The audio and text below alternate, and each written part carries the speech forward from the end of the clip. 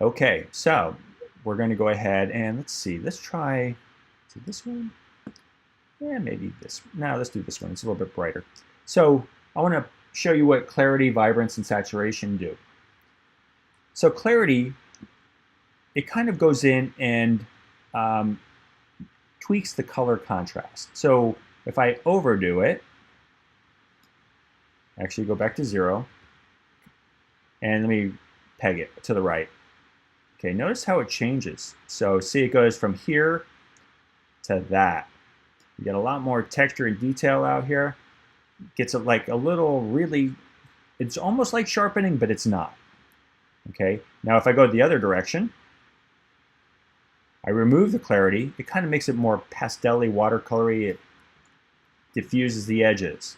So maybe a little bit, 20% maybe, depending on the image.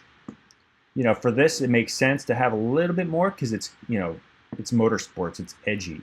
You know, if it was a person, you know, use it judiciously because, you know, you don't want them to look too harsh. Okay, so vibrance, that's going to intensify the color, but keeping it within a natural frame. So here, the blue and the yellow go way more intense. Here, they get a lot more muted. Okay, so just a little bit of vibrance. Now I'm going to set the vibrance back to 0 so you can see what saturation does. Saturation really takes it over the top. Makes the colors kind of like, you know, more surreal. You know, it looks kind of cool, but it definitely makes it more surreal looking. Here I take it, if I remove the saturation completely, the image appears to be grayscale. Don't use this technique to make a grayscale image. We have a tool for that I'll show you. But, you know, if you wanted to remove the saturation from something, maybe it was too bright when you shot it, then you can actually take a little bit of that intensity down by lowering the saturation. But I'm going to pump up the vibrance just a little bit here. Yeah, it's a little bit more than I thought, and that's cool. All right, so now if I needed to, and I wanted to, you know, sync that setting, I have this image selected. Again, I can either go in and select all, or I can actually go in and hold down the Command key on the Mac, or I think it's a Shift key on the PC, and pick just a few images, and then I can say, under the film strip up here, Sync Settings. And then I don't really need all those again, especially if I made specific adjustments to those images. I'm going to check none, but here I'm going to say maybe these guys, clarity, vibrance, and saturation, and then click OK. So now those are all synced up. You can see here those settings are the same. Cool. So from there, I think we're good. I think at this point, we can go ahead and either click Done, which means we get out of Camera Raw and we maintain our settings and corrections, or if we needed to, we can actually save our images. So if I have one image selected here, notice on the lower left-hand corner, it says Save Image.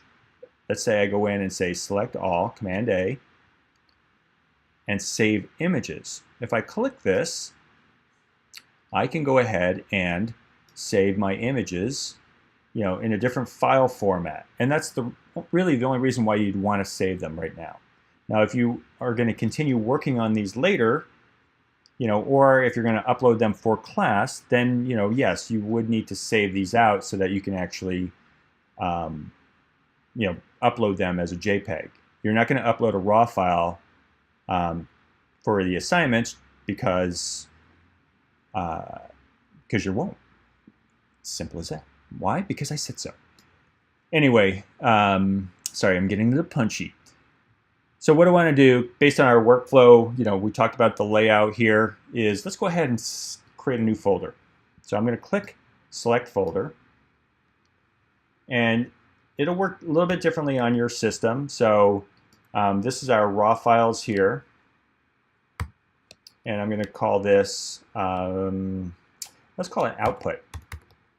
because it's not my working files. If I was going to work on these images farther in Photoshop, then I would create a work folder and put those in there. But for now, we're just going to use this as output.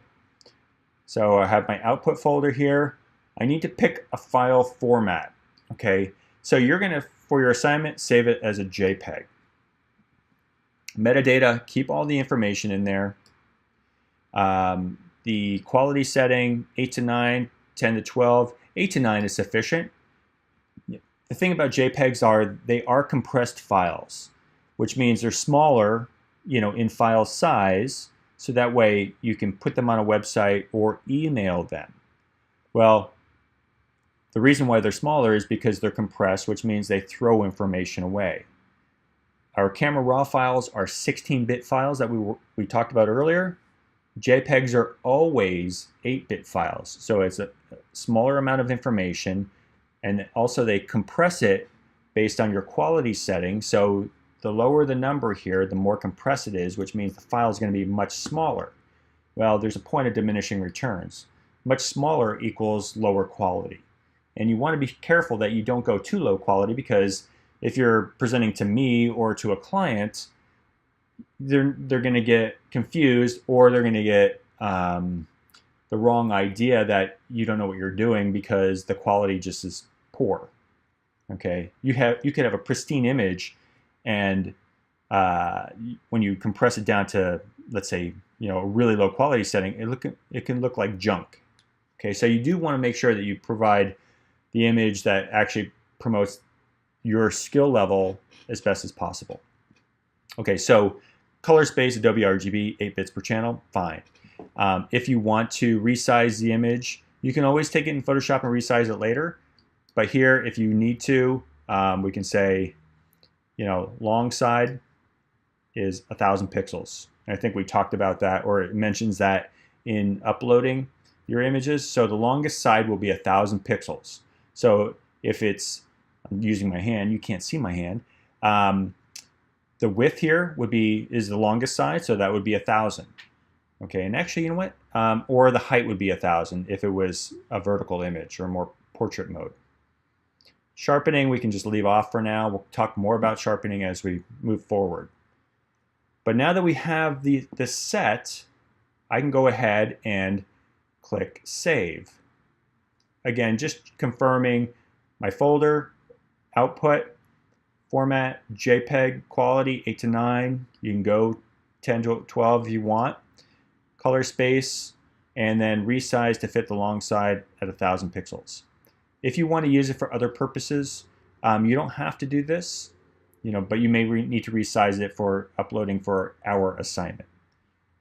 Once you have all that set, click Save, and Camera Raw will work its magic. You can see here it says 6 remaining and so on. If you clicked Open Images, they are going to open up in Photoshop, and then you actually need to go ahead and save them from there, which can be a little bit more of a pain. So we're not going to do that. We just save them. It's all done. Depending on the size of your images, your computer system and whatnot, it might take a little bit longer. So once we're done editing, once we've saved our files out if we needed to, I'm going to click Done. Done. All done. So from here, that's it.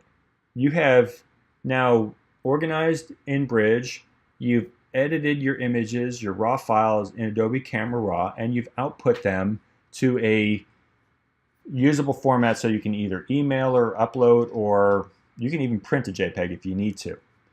Okay. One thing I do want to point out, and this is critical, is I'm going to go and check out one of my images in the folder that it came from. Okay, so here's our folder. It's beautiful. Notice the files that we renamed, Daytona 01 to 22. Oh, and look, there's files here as well called XMP. Now, if I go sort by name, you'll see this a little bit easier. We have Daytona 01, CR2, Daytona 01, XMP. Why do I have that extra file? Well, I mentioned earlier that using Adobe Camera Raw is a non-destructive way to edit your images. The XMP file is the way it achieves that, and it stores any changes you made in the XMP file. So in other words, any of your white balance settings, your cropping, your star ratings, and so on are stored in the XMP file. Without the XMP file, it's as if you are starting from scratch. So when you are working within Bridge and Adobe Camera Raw this way, it will create an XMP file with the exact same name except for the extension, the XMP extension. They need to be together for them to work together. If you don't have the XMP file, the image will be as if you actually just copied it over from your camera card and you're starting from scratch. So when you're backing up or archiving, make sure you take all of these images, or all of these files, I should say. And the simplest way to do that is just to take the whole folder and make a copy of it. You know, copy it to an external hard drive or to the cloud or whatever. And so that is what you want to do, is take the whole thing, because otherwise, like I said, I can't reiterate this enough, as you can tell, that you want both files, the Daytona file, the raw file, and the XMP file. Okay, enough of that. So that's all we have for this. This should get you started using Bridge and Adobe Camera Raw in editing your images. Those are the basics. That's 99% of what you're going to be doing, is changing the white balance, changing the tonal range, which is the exposure, contrast, highlights, midtones, highlights, shadows, and so on. And then, adjusting the color. We'll talk more about color in a future video. And if you have any questions at any point, please let me know. But for that, we are over and